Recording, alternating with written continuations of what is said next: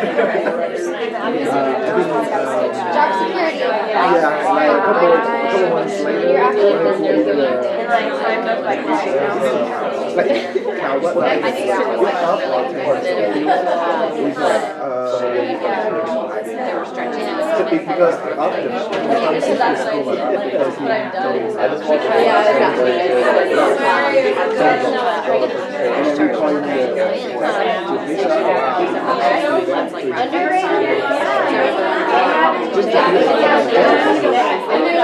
he said he jumped down. It's no one that's insane. That is like, I was like, just a machine. He said he's hard drop and then like,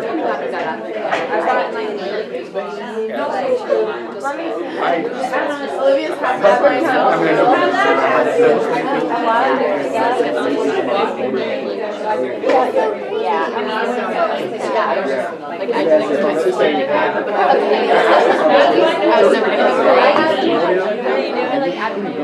Oh my god, Abercrombie still making my hair like straddled. I don't know who I ever played with. That was like what happened from with Abercrombie.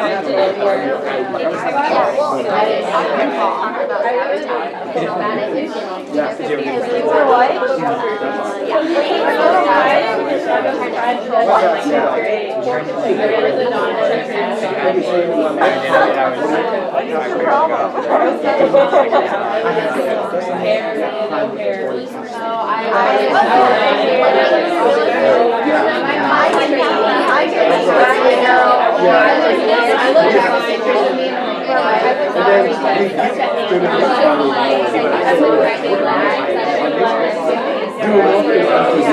That's why I would just sit. and then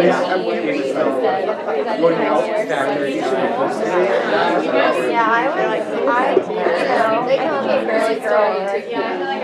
But I like doing stuff, but I was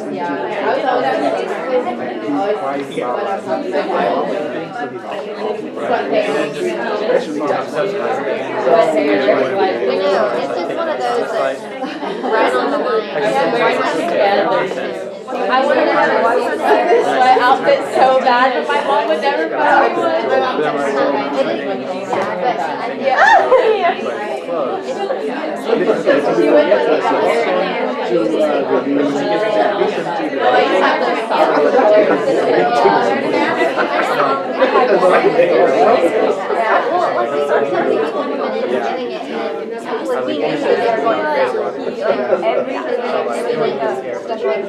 I don't think so.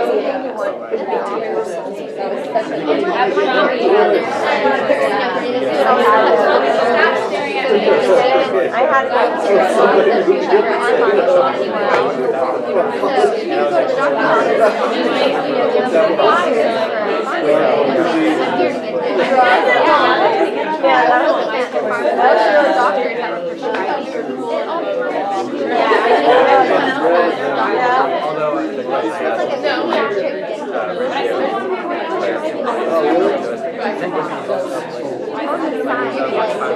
My mom made us wear. Started going, I was like, so bad. I mean, it's like everything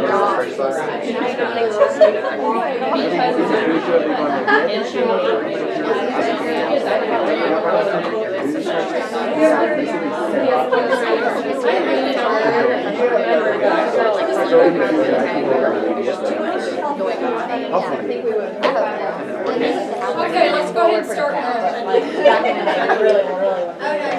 seems like we're ready. Medication adherence. So you may have heard the term compliance. We don't use that word anymore because if I tell you comply, it's pretty strong. But if I say, will you adhere to what I have asked you to do, it's a little bit less strong word, I guess is one way to put it. So medication adherence is the patient taking the drug like you have asked them to do.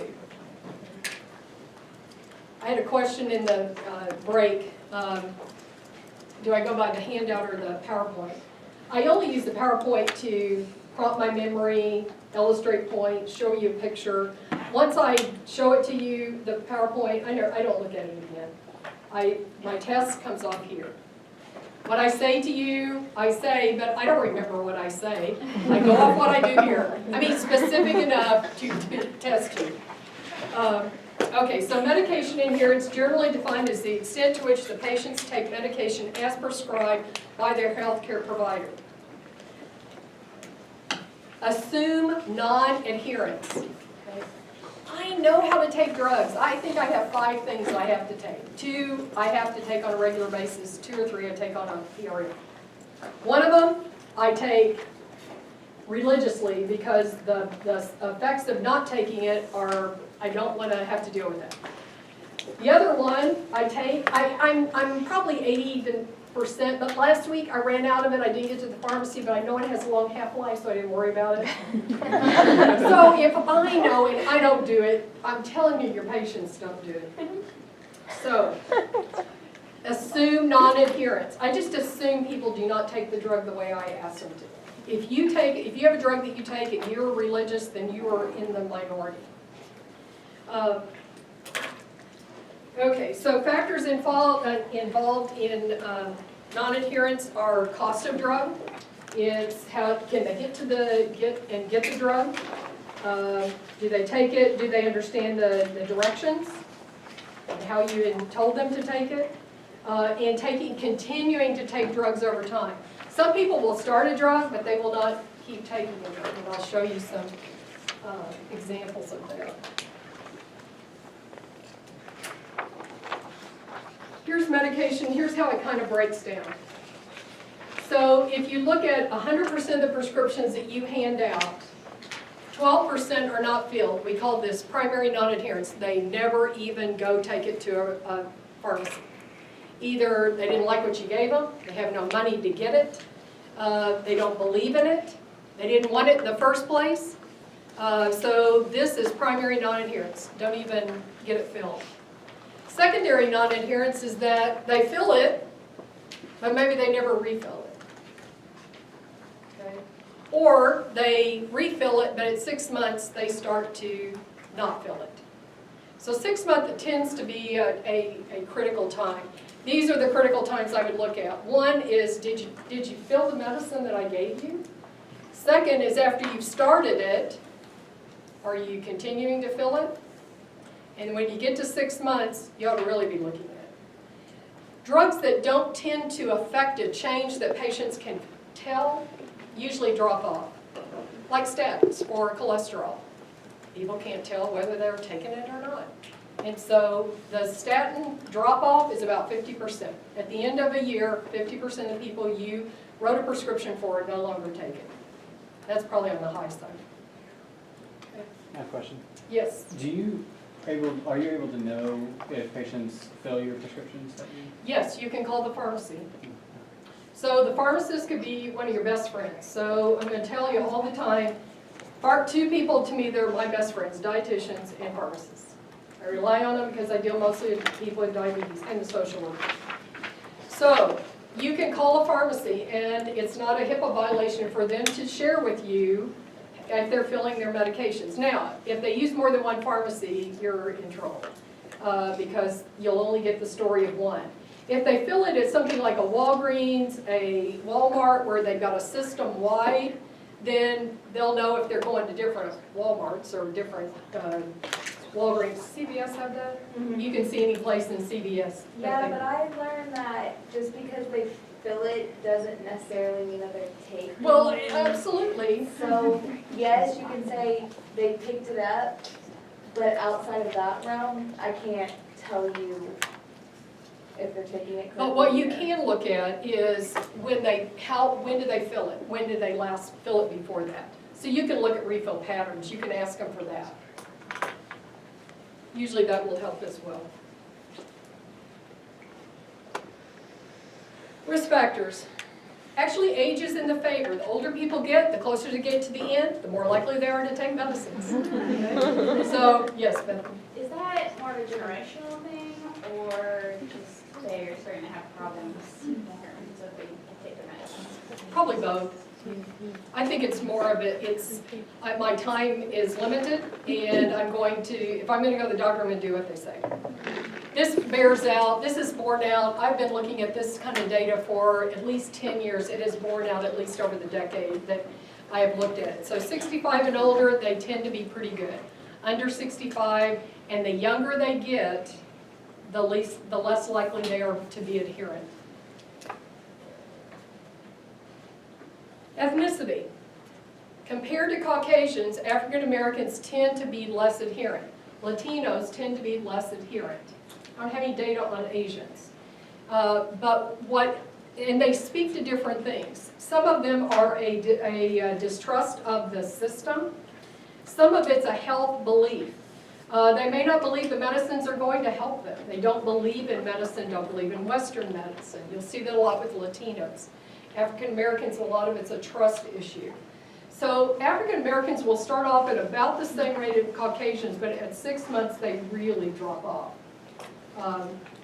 So keep that in mind with your different populations that you're dealing with, that they may have different beliefs about a healthcare system and about what medicines will do for them, and it will affect how they take their drugs. Let's see. Skepticism about treatment, just in general believing that adherence is important. Here's an example of a student in your shoes last fall. She went in to talk to a patient at Good Shepherd. The patient, one of the drugs she was on was Simvastatin. And the student came out and said, well, she says she's on Simvastatin 20, but her cholesterol is still really high. I want to go up to 40. And I said, is she taking it? She said, well, she says she's taking it. I said, well, how did you ask her? And she said, I asked her if she was taking her Simvastatin. She said, yes. I said, I guarantee you she is not taking the drug like you think she is. And before you up the dose, go back in and ask her this way. Tell me how many days. I usually will start off with saying, in the last week, how many times have you missed this dose? So they can't say yes or no. It's harder to lie when people ask you that way. Not that people want to lie, but they want you to feel like they're doing what you're asking them to do. They want to please you. So they will fudge the truth. So when she asked her, are you taking it? The lady's like, yeah, I'm taking it. Well, in her mind, yes, I'm taking it once a week, which is what she was doing. So we were getting no effect at all. So that's why I'm telling you, if I'm not seeing numbers budge, then I don't think that they're taking it. So I try to figure out, okay, how are you taking it? And then why are you not taking it? What's getting in the way? That is the most important thing. That's why adherence is important, is what's getting in your way? Because that usually will uncover a lot of the reasons why they're not doing what you've asked them to do. My mother was an RN, floor nurse, charge nurse, and towards the end of her life when I would go into the doctors with her and I would listen to her story, I'd come out and I'd go, really? Why didn't you tell them this, this, and this? She goes, they didn't ask. They don't have a right to know. She knew better! And she still played those games. Okay, depression. Common. People who have chronic diseases tend to have a higher risk of depression, and depression usually is a risk factor for taking medications appropriately, or like they are being prescribed. Cost. Okay,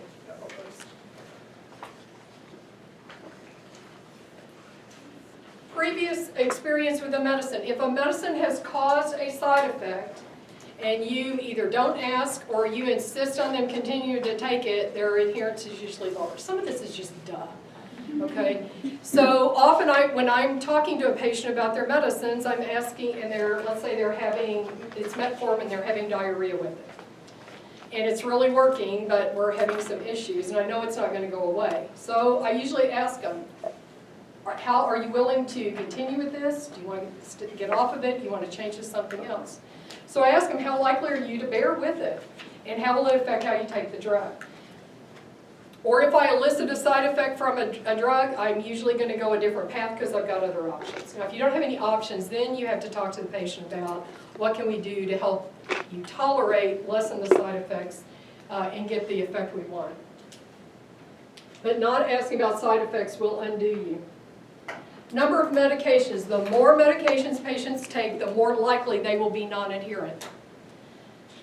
So listen to me, 5 medicines or more, usually non-adherence goes up. 5. Okay? Most of your elderly are going to be on more than 5 medicines. The VA, the most I ever saw anybody on was 42. Yes, prescribed medicines. That is insane. VA. Oh my When I guess they were diabetic, they had high blood pressure. They had a lot of stuff. What's the other one? Depression. So the other is that the more times you ask a person to take a drug, the more likely they are to be non-adherent. Once a day, usually good adherence. The only problem is if you miss a once-a-day drug, you miss the whole day. Twice a day, people usually do okay. People usually can do okay in the morning. Our routines tend to be pretty similar. We've kind of got prompts that we can use. The night is another time when people usually will be fairly adherent, but as the day goes on, people get more distracted. So it's not as adherent as the morning, but usually twice a day, about similar adherence with once a day. When you move beyond twice a day, your non-adherence rate goes way up. You ask people to do something in the middle of the day, late at night, doesn't work. Adherence will go down. So moving drugs to once or twice a day, drug companies have figured this out. Most drugs have a once a day or twice a day formulation. The other is pill burden. So the number of pills you have to take is also, more pill burden you have, lower the adherence. So there are fixed dose combinations. So we can put drugs together in one pill, and then we can get better adherence rates.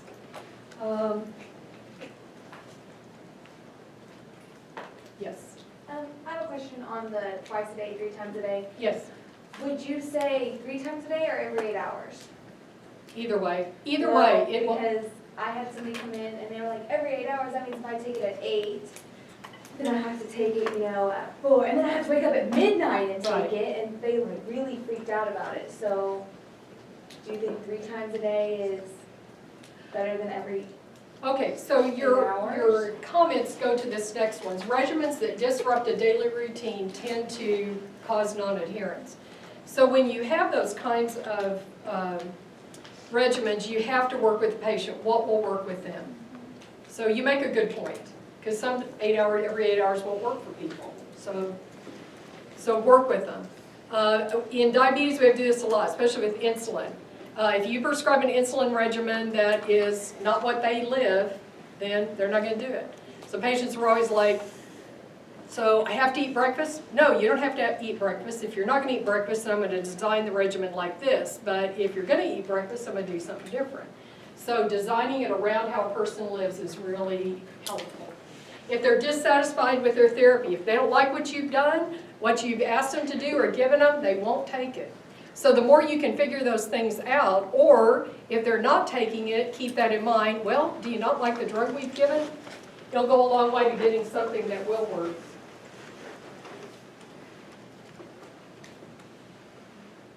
Forgetfulness. In elderly populations, this is their number one, is they'll say, I just forgot. So working with them on routines, prompts that will help them to remember, tie it to an activity. That's why mornings usually work. Then their people are more likely to be adherent. Copays. The amount of money you have to lay out for that drug has a big effect. So the higher the copay, the lower the likelihood that they are going to take it. Let's skip this. A couple of things about increasing adherence. One is the better relationships you have with patients, the more likely they are going to feel safe to tell you when they're not doing what you've asked them to do.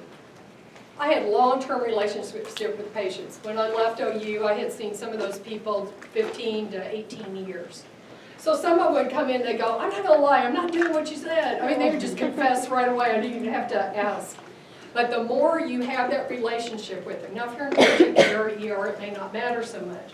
But if you're in internal medicine or family medicine, pediatrics, The more they feel like they can open up with you and feel safe, you'll get better information. Incorporate some type of medication adherence assessment into your practice. There are lots of forms out there. You can have your MAs do that. Have patients fill it out while they're in the waiting room waiting to come back to see you. A quick look will help you identify problem areas. Have a high degree of awareness of non-adherence. I'm telling you, I just assume it. I don't assume people take or do what I ask them to do. In all the years, I've rarely seen people that will do that. Keep in mind your younger patients probably aren't going to do it. Whenever you're intensifying medication regimens, it's a time, and you've gotten past that point where, okay, higher medicine dose worked, that's the time to start looking for non-adherence. Your at-risk ethnic groups. If you are taking care of an ethnic group that you are not a part of, you don't understand their culture as well, you're likely to run into barriers where they're not going to take drugs like you want them to or as often. Then look at initiation in 6 months. So keep those risk points in mind so that you can then do a little bit more delving into adherence.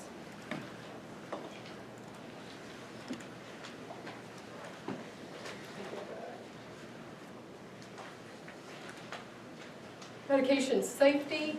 If you work any of you work in an institution? Worked in a hospital? Okay, did you have a quality assurance person who's after you all the time about drug safety? So it's become a big thing about making the environment safe and to avoid to also avoid drug problems. So an adverse event or adverse reaction is when the unexpected happens that you didn't intend. So you give a drug and a patient comes back and they complain of a side effect or of an effect that you didn't intend. That's an adverse drug reaction. I'm going to say a little bit more about these tomorrow. But they are a common cause of ER visits. Hospitalizations, they cost because you have to give other drugs or you have to admit them or they have to go to the emergency room. It's estimated that at least 40% of all ADRs are preventable. So some of these are preventable if you take into account the dose you're giving, other diseases the patient has, other drugs they have, their lifestyle.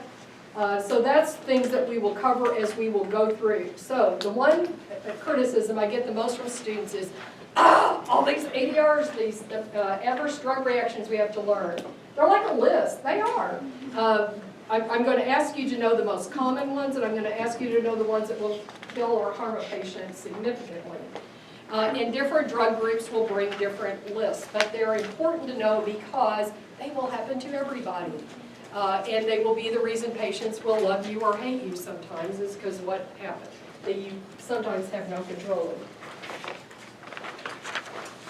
Other steps in using medications where safety is going to occur, let me just put these up.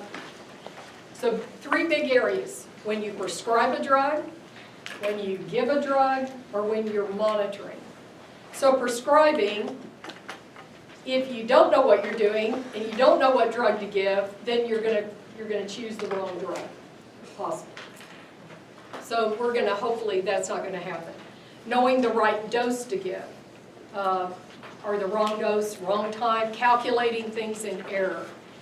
Never complain if a pharmacist calls you questioning your order, because they are there to be a check for you. So always thank them. Because they don't have to do it. Well, they do. Ethically, they're bound. But you get chewed out enough that you eventually start picking and choosing who you call and who you don't. So make friends with your pharmacist.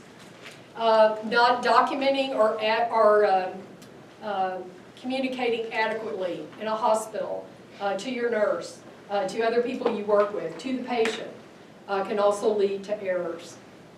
Administration. You write the prescription on the wrong patient's note. The nurse hands the wrong prescription to the wrong patient.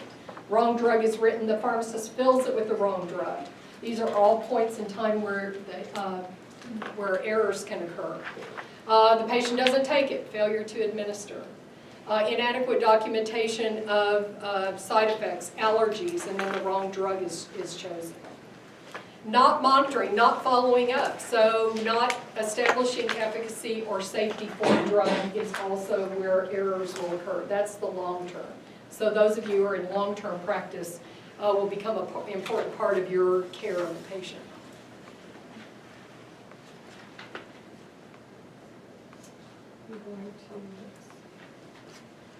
Who's at most risk for a medication error? People on lots of drugs and lots of conditions. So they've got diabetes and heart failure and high blood pressure, multiple diseases, psychiatric problems on top of that. Those are people who are at great risk for errors. If they can't communicate well with you, if they have dementia, I'm amazed at the number of patients who cannot care for themselves that live by themselves. So they are often at risk for getting in trouble. If they have multiple providers, they see you and they see about 5 other specialists, then who is running the show? Who are they listening to? Who is orchestrating everything? If you're family medicine or internal medicine, you should be doing that. You should know what all the specialists are doing for your patients. If they go to multiple pharmacies, sometimes they play pharmacies off against the other for some drugs. That can be a problem. If they don't take active care or role in their own care. So do you know internal locus of control and external locus of control? We'll go by the word. So an internal locus of control would be what? You take care of you take responsibility for your care, internal. You believe you have control. External locus of control, folks, they give Karen.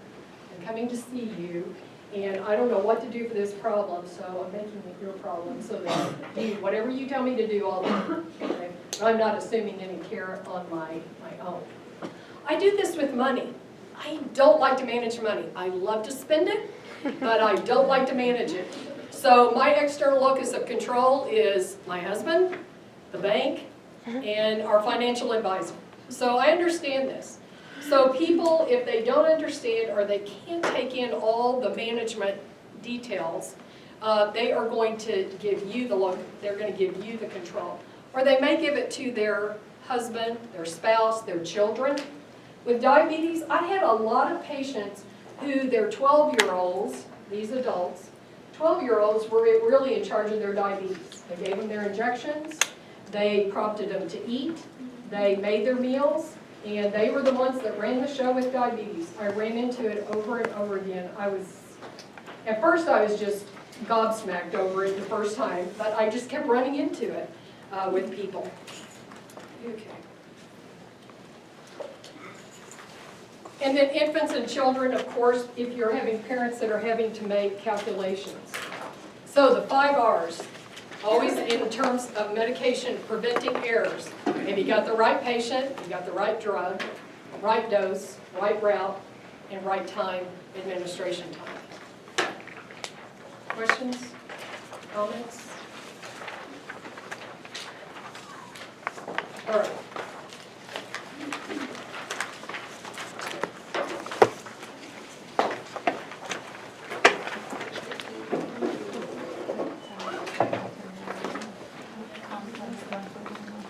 So let's start with receptors.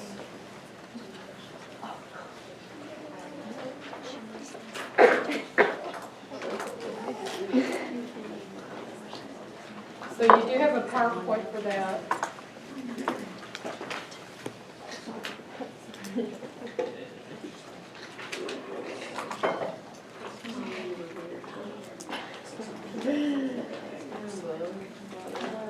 So tell me this, can you load a bunch of these on your, what do you use, on your computer and bring them up, or do you have to load each of them individually? I could download them all at once if they were all up there prior to class. Okay.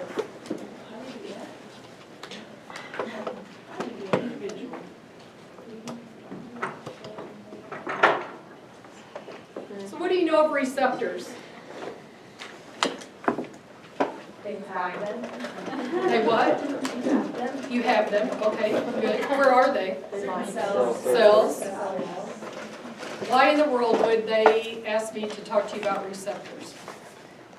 Very important. Medications bind to Say what? medications bind to. That's what medications bind to. What else? Certain drugs block those receptors. Oh, a drug can block a receptor. And don't they, like, they can bind, but not unbind?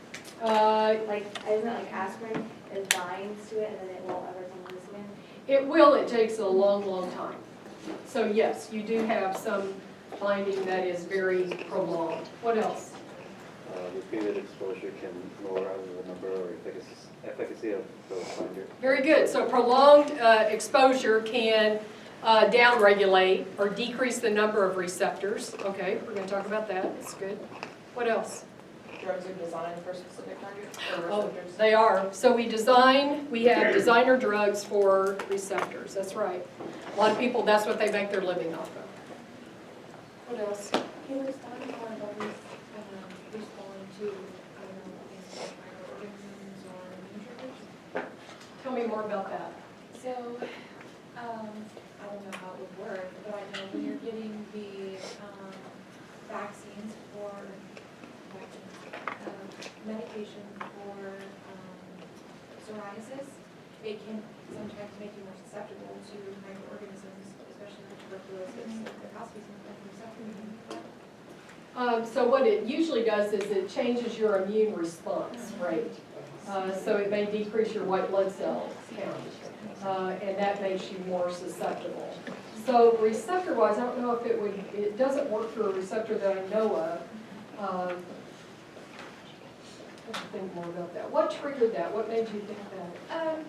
As my mom had psoriasis and I came from the bacterial world, and I said, there has to be something there that, is making it more susceptible or more problematic. Yeah, it's more immunosuppressant activity than it is a receptor involved so much. What else? I was thinking of HIV because it attacks cells with certain receptors. Or actually, So say that again. don't certain illnesses like HIV attack certain cells that have certain receptors or markers on them? Yes, that have certain markers, yes, that's true. The only thing I can think of with regard to that is that you have intracellular, you have nuclear receptors that some of those drugs work on that change transcription of products that can change your immune response. So I can link it that way. What else?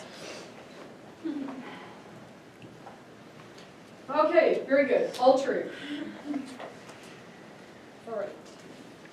So let's talk about drug to desired effect. So think about this. So when a drug enters the body, and this lady's going to take a drug for a headache. Her desired effect is relief of the headache, right? So these are all the things the drug has to go through in order to get to a point where a receptor to where it can exert an effect. So it has to be absorbed, has to go in the bloodstream, has to be distributed, goes through some metabolism or change, possibly, not all the time.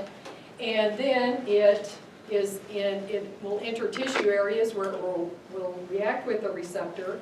Eventually, it comes off because it's all in equilibrium, and as the drug leaves the body, it will leave those receptors, and it's eliminated, usually through the kidneys, sometimes through the liver. And all that goes into effect, and we take a pill, we get an effect. But all these things are behind it, so we're going to talk about some of those in this period. So pharmacology, just to go through some words that we will use.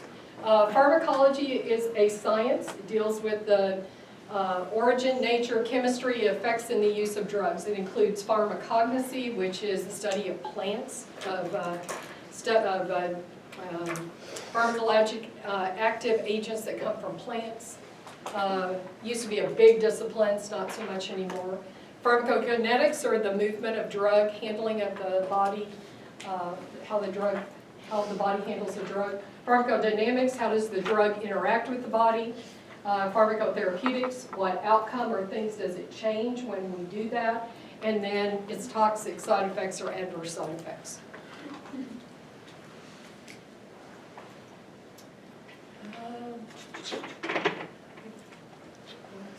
So drug receptors, let's look at those. So drug receptors are big proteins. They transverse the cell membrane. They have an outer part that communicates with the outside extracellular world, and they have an inside part that communicates with the inside world. If you want the cell to do something for you, you've got to go through that portal. So you can think of them as doors, channels, portals, gates. Those would all be analogous. They usually affect some change intracellularly that then gets the drug to do what you want it to do. There are 4 major types that we are going to talk about. One is that you'll see this term used a lot is a ligand. So where the receptor binds, or the part of the drug that binds to that receptor is called the ligand. So this is can you see my mouse? So this is a beta receptor, so you can see all the different parts of it. This is the cell membrane right here, and cholesterol moiety within the receptor, and there's the ligand. So that's where the beta blocker is going to sit and interact with that receptor. So you have to have a drug receptor interaction in order to affect a change. And then what comes out of that is usually a cascade of events that we call signal transduction occurs that eventually gets the desired action that we want. So receptor types, there's 4 main types. There's ligand-gated channels, enzyme-linked channels, G-protein-linked receptors, and intracellular receptors. Drugs interact with all of these. They usually have one type, they don't have multiple types, but they will have one of these cell receptors that they are targeting.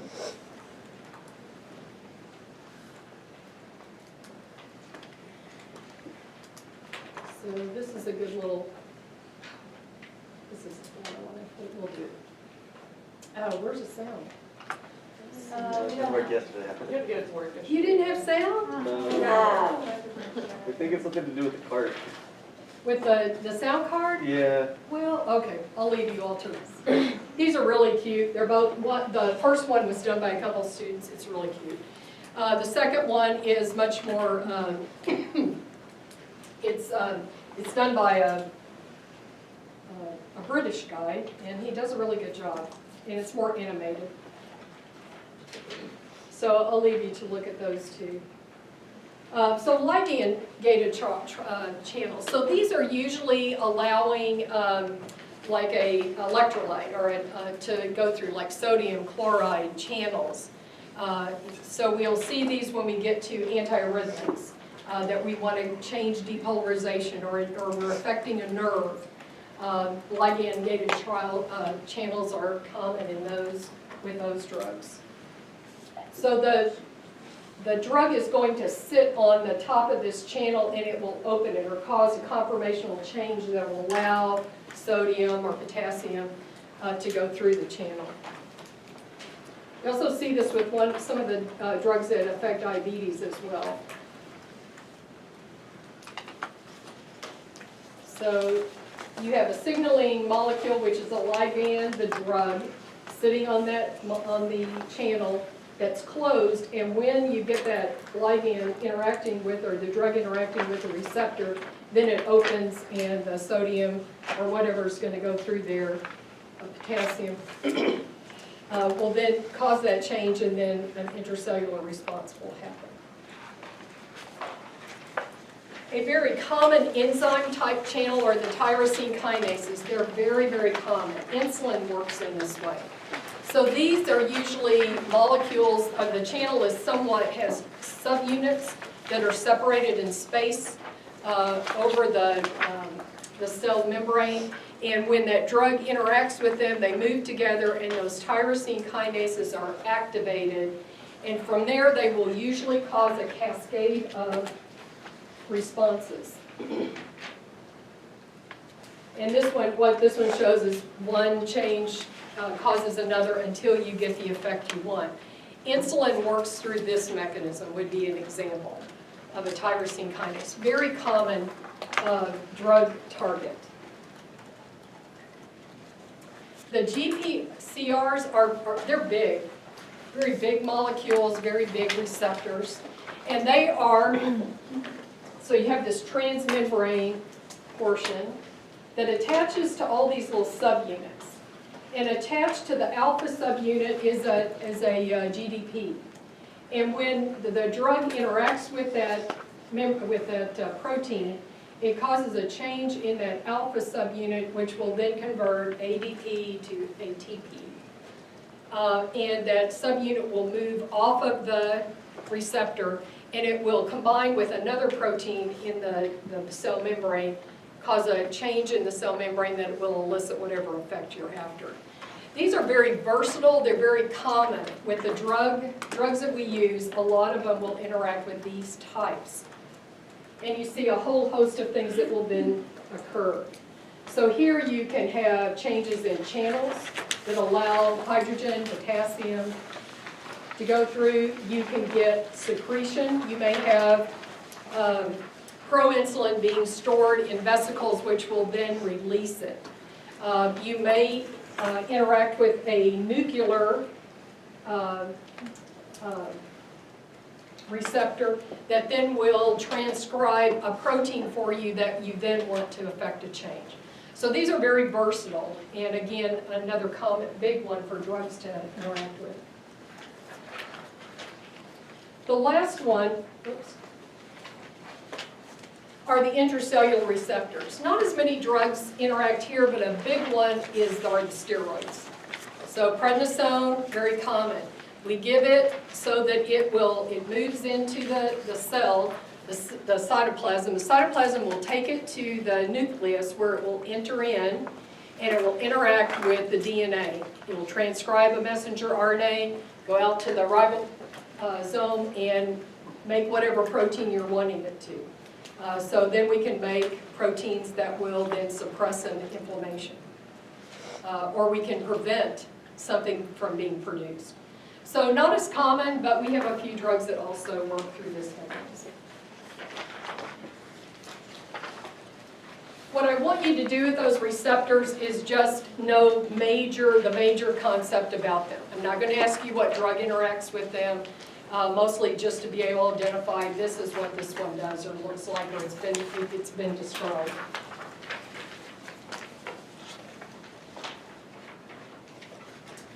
Okay.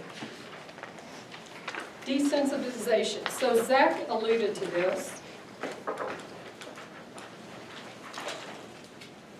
Excuse me. This is running.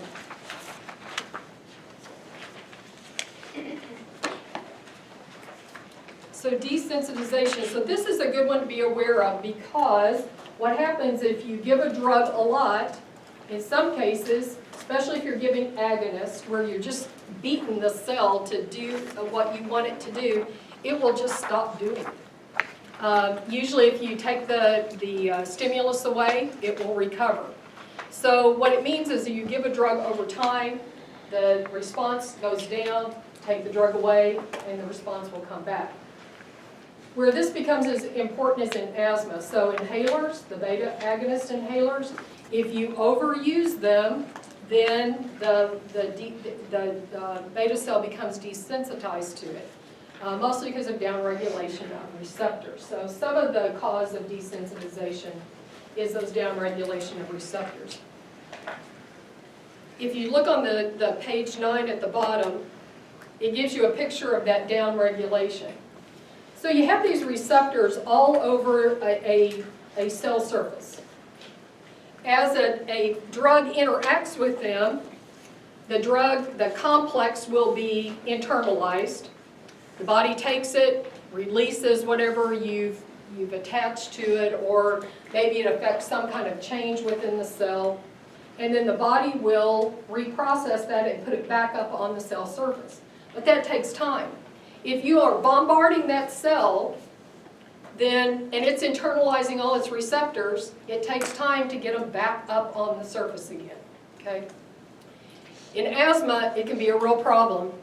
So if patients' airways are, if they're decompensating and they're using that beta inhaler because they can't breathe, they're short of breath, then there comes a point when they have so downregulated their receptors they can't respond anymore. So when I was in pharmacy, when I taught in the pharmacy school, I had 2 students who died over the years that I was there because of this reason. They didn't have any, they had their rescue inhaler, didn't have any other medicine, tried to make it to the hospital and died on the way. So that is an extreme form. But that is that's the process of downregulation. We'll see it a lot when we're using hormones. So if we keep pummeling a cell with a hormone, it'll eventually downregulate and we won't get our response. So what we find with hormones is we pulse them. And this is what the body does. The body gives you a little bit, like with insulin. Are you trying to keep your eyes open, baby? No, you're talking about like overuse of inhaler, and that's me to a T. So I'm like, I'm gonna die. No, you're not. Well, we're gonna make sure you don't die. So with insulin, your body gives you about a unit an hour. Takes little fractions of it, and just sends it out, waits, sends it out, waits, sends it out, waits. So it's pulse. So the body will protect against that downregulation through that pulse. So we have found with some drugs, like when we use growth hormone type factors, if we pulse them, we get one effect, and if we just stimulate you all the time with it, we get another effect, and it's because of the effects on those receptors. So that's why it's so important. Often during the year, I will direct you back and say, remember in Module 1 when you talk like this, and y'all are going, oh, yeah. Take it back up and look at it. It'll just drive it home. Receptors are everything. It's what they're our workhorses. They're what going to be responding to what you want to happen in the patient's body. Okay, the next stuff is more is fairly heavy. So let's take a break. You all, this is my favorite time to teach. 1 to 3 after lunch. It's just heaven. So very hard on you all. So get up and move around. Let's take 15 minutes. Let's come back at 2 after. Please get up and move around and get your brain re-stimulated so you go another 2 hours. I just think caffeine. They're not doing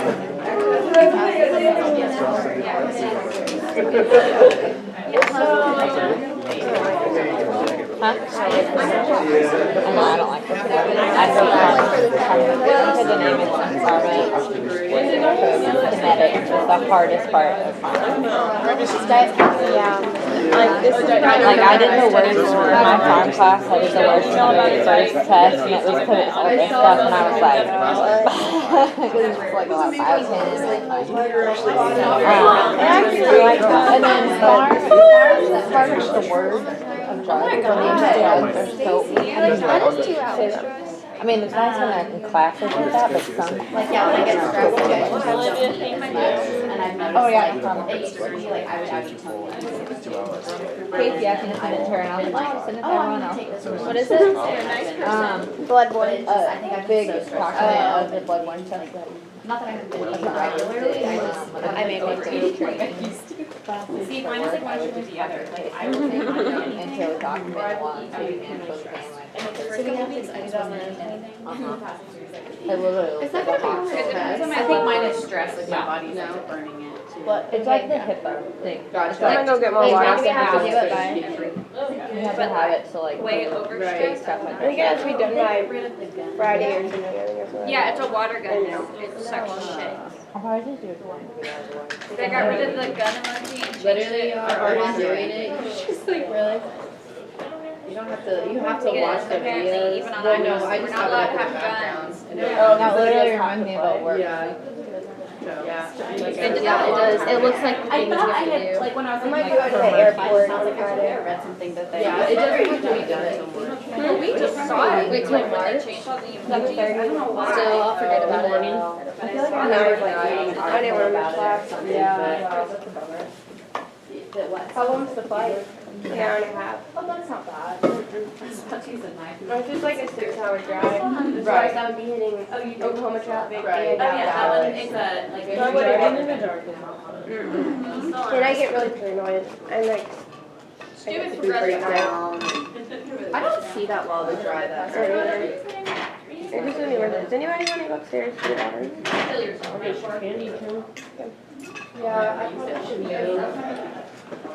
Sorry, I swear. Oh, that was kind of like that binder from Target. I almost got it and decided I wanted a slightly smaller one. They didn't have, I didn't take it that one, but it was. I believe my friend was telling me she is not, she just got hit sometime. I was like, what kind of heat, like, pork she goes to Target every day. So she did. Yeah. My sibling, I guess she lives or works next to one. Common every day for morning coffee. It hurts. It's like, oh my gosh, I'm glad I didn't start that. Where's the word? Yeah, really.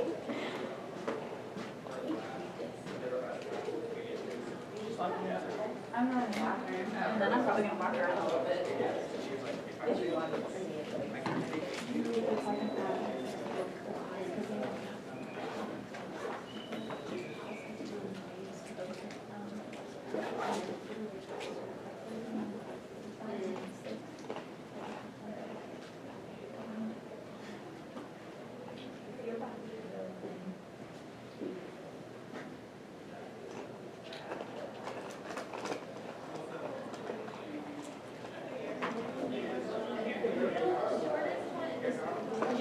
I can eat these all day.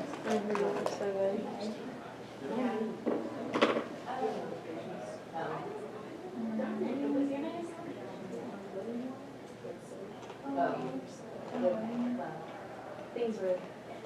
Things weren't, it wasn't. So, for baby, I don't have to go for baby, so I'm not done much for movies.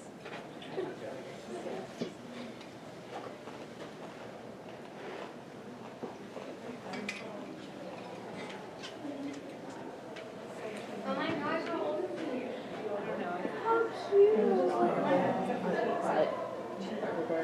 But she's really happy with it. Oh, she only. Oh my gosh, wow. You probably stay on it for a while.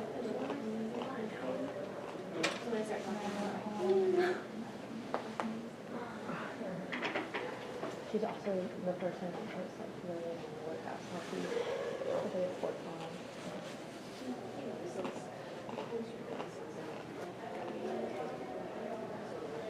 Completed 2 tour. Keep going. I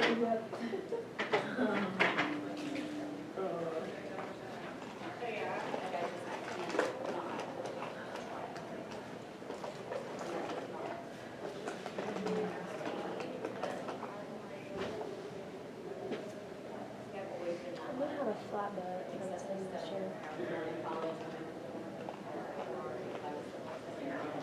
My hamstrings, wow, they're so stretch. Like this hurts. And I'm really doing My calves are so sore today. So sore. And I did stretch. I don't really know what else was I don't ever stretch. I don't really sleep. But I keep Never going. stretch.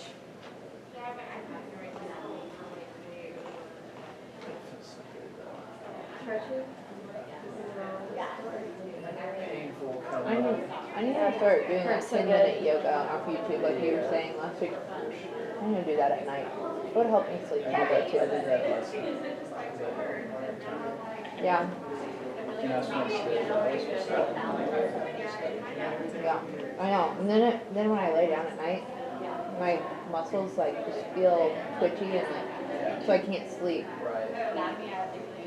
Yeah, foam rollers help with that twitchy, muscly tension you can't do. Yeah, my mom uses one. She does it every day. If I ever feel like that when I go to sleep, I'll wake up, routine is do a little bit of foam roller, you know, kind of like my eyes closed almost, and then just go back to sleep. Usually works. Yeah, I should do that. But I like it, I don't know, I get stiff like pretty easily. I feel better. I don't know. Some days maybe I don't. Mine's just my hamstrings. I just have the tightest hamstrings. Like, I have the most flexible hips, but the tightest hamstrings. It doesn't make any I feel so old like most of the day. Like just standing around and stuff. If I get moving, like that's why I'm like I like just playing games or sports or something. Like I have to be doing something. If I sit down this all day, just kind of kills me. Like to where I get up and I'm like, but if I'm moving around, I might actually, I might go stand back there. I feel my body feels pretty good. I'm not typing or anything, so. Yeah, this is a good class. I just look at what, Yeah. I don't know. I don't type, I listen, which is helpful. So the good news is She called me out. She studying called out, called me might go. No, it's basically just reading word for word. I'm gonna read and highlight. Yeah. That's what I always do is highlight. Yeah, we don't have to watch the video. I type it all out. I don't have to watch the video, I'm making outlines. Just go over it. Yeah, I'm just gonna just read it. I probably, let's see, I don't know. And this is, it's like, I don't know if I'm gonna read the day of. I think I might do like the previous day studies. If I read the day of, I always feel like I know it. yeah. It's like I feel like I know it because I just listened to it, yeah. So like I don't put as much energy into like. I've kind of always been, I've always been like that with it, and then you get it twice, so it sticks better. Back to I've back. never. I just am so slow. I take forever, so I have to do it the day of or I just get so behind, because I'm just so slow. I was from conversation.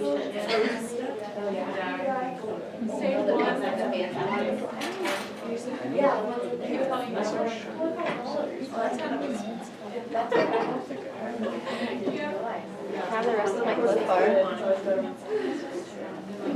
I have half of this. You want it?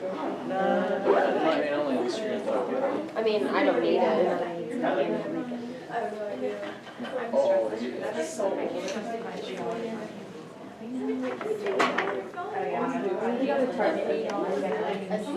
A big old bag.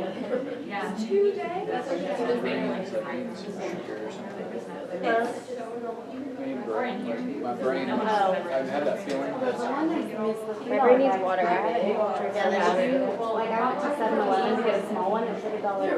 And I was like, there's no way I had way more than that. apparently. Oh, yeah, the big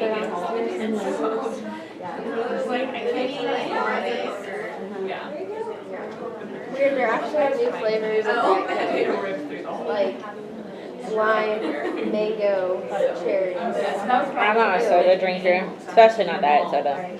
I don't drink soda at all. Yeah, I don't either. And if I do, it's not diet. That stuff's I gross. like the taste of diet soda. Like so bad for you. I know, I don't drink it at all, but it's too sugary if it's regular. Did you know this song?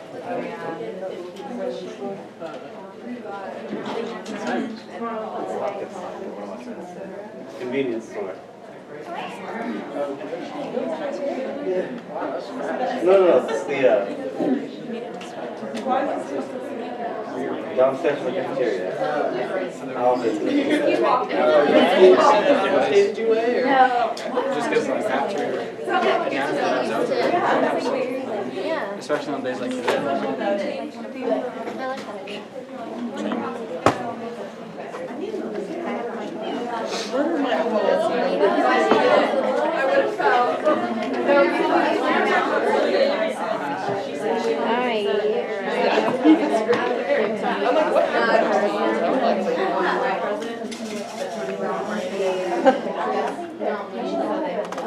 We're taking the yard on Instagram. It's